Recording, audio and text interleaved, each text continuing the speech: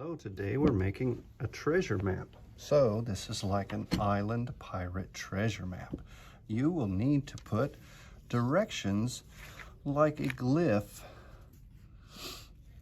and the mnemonic, the wordplay that we use for that to remember it is north, south, east, and west.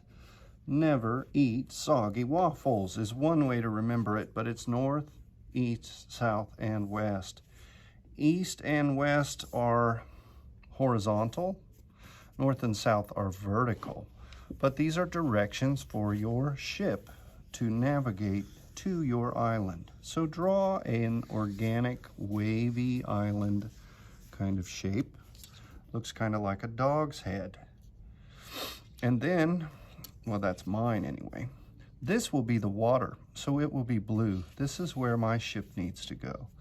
I need to make it tricky to get to the treasure on my island because I don't want just everybody stealing all my loot, you know, the pirate treasure.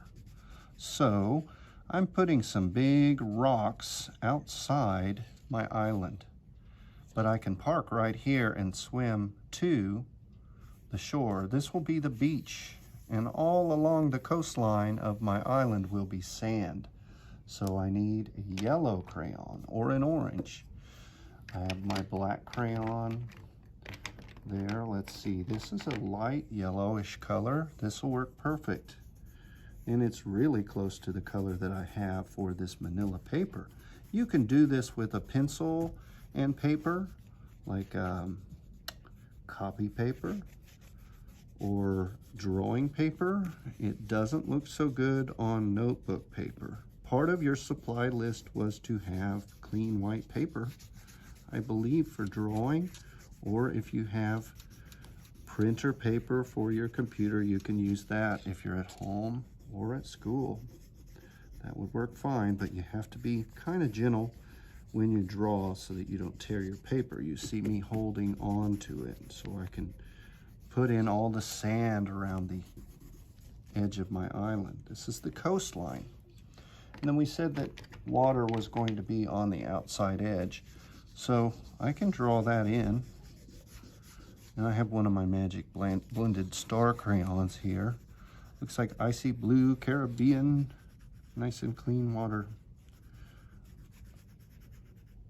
So I'm filling this in. The more time you take on this, the better it will look, like everything else. And we're practicing making a map today. So I have my directions. Here is my ship.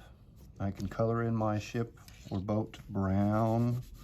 I can draw my sail white or whatever color. I could put a flag on that. Also, I'm going to need a green because I'll need some palm trees. So I'm going to have 4 or 5 palm trees, and it doesn't mean that there's only that many on the island, but I'm having these in different places. I'm putting the landforms on. Landforms are parts of the land that occur and happen, like a waterfall is a landform, a boulder is a landform, a bluff, a butte. Trees or forests, those are parts of landforms or features in landforms. Some of these tropical trees are kind of off the island, or overhanging onto the water, that they're close to the edge of the shore. But the way that I'm going to indicate the inside of the island is to use a green to show grassland.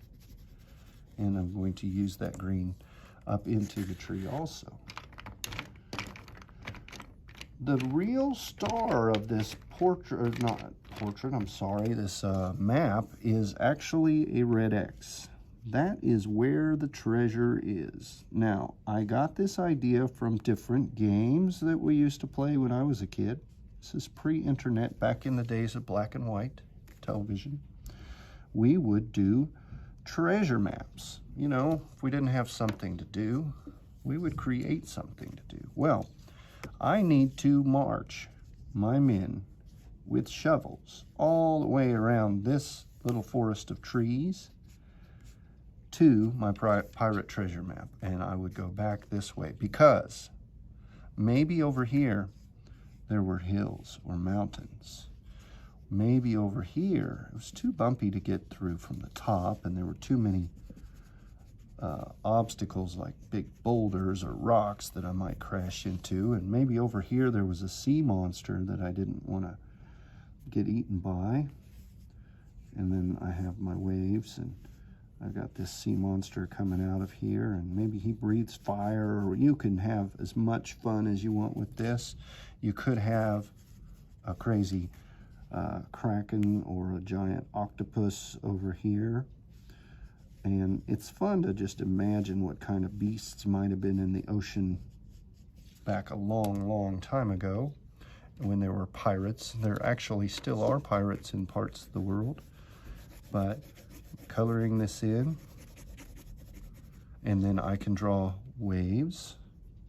All these little details make it better. But do your landforms, hills, mountains, trees. I've got rocks. I've seen volcanoes. And they would shoot out hot lava. Blah, blah, right? Make your drawings have some movement to them. What's another landform we could have? We could have a river. We could have a pond. We could have all these different landforms in there, and that makes it exciting. We do have our directions. And one thing that we would do in class after we were done with all this is crumble it up. Make it look old. I'll show you how to do that pretty soon.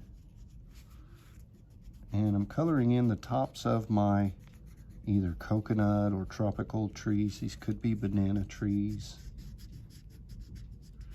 You can make a map of your bedroom or your backyard or any kind of thing you want. A map of the store to show us where the bread is or where the milk is or different things like that. It's fun to make maps. You can make an imaginary map too, but today we're making a pirate treasure map. So if you're in person, please draw one of these with me. If you're at home, please draw one, take a picture and show me. And please have the materials to do this. It would be crayons and paper. Plain paper, not notebook paper if you can help it. Makes your work look even better if you have the right materials. And it's not hard to get those things when you go to the store if you remember to ask for them. I'm coloring this area in like grassland. And my tree trunks will be brown. And that's kind of fun. I'm kind of skipping over so I don't draw over my red. You could draw this out with pencil first and then color it in, but sometimes it's a little faster to go this way if you're careful. Need to draw the trunks of my trees in brown because that is bark. And then I need to draw the side of my volcano brown volcano because it is mud or dirt or mountain land dirt form. And I could draw this kind of sketchy so it looks like it has some texture, how it feels rough like the bark of a tree. The bark of a tree is different than the bark of a dog, you know. One you can hear, one you can feel. So if I put these lines in, it's a little more detail. It cleans up my drawing a bit. Looks even better. Outline a few things. And I need to make sure and fill in all of my water because that's what makes this an island. And I have traveled on my boat, my pirate ship, all the way to this island. I'm putting a black flag on my MSS Mr.C. There's the name of my boat. And there I've got an anchor thrown in the water. And I have a red octopus. And I could name my island if I wanted. You could name your island if you'd like. Make sure to have the glyph. Never eat soggy waffles. That's your direction glyph. We are making an island with landforms today. I would like to see all your wonderful work. Please do something like this. Don't just draw an octopus and say that's my map, because a map is different than an octopus, but a map could have many things. This has mostly directions and landforms. And then the colors indicate what the things are. The sand is light yellowish orange. The water is blue. This works better with crayons than markers, I think. I have not done a successful painting of a map. It was just too hard to do. To keep everything from bleeding together, you have to stop too much to let things dry, but this is the map that I've ended up with. Please send me your version of your pirate treasure map. You can roll this up and call it your map. If we've done this together, I've probably made you a pirate hat after you finished your map. You might have rolled this up. Sometimes we would take this, sprinkle it up, throw it across the room, and then gently open it, straighten it out. I like to fold my map after doing that. And I have ripped it before being too quick with it. You could put M-A-P, map, so I know what this is. And then there is my old-timey pirate treasure map. Please send me your version of your pirate treasure map. Thank you, everybody. See you on an island. Bye-bye.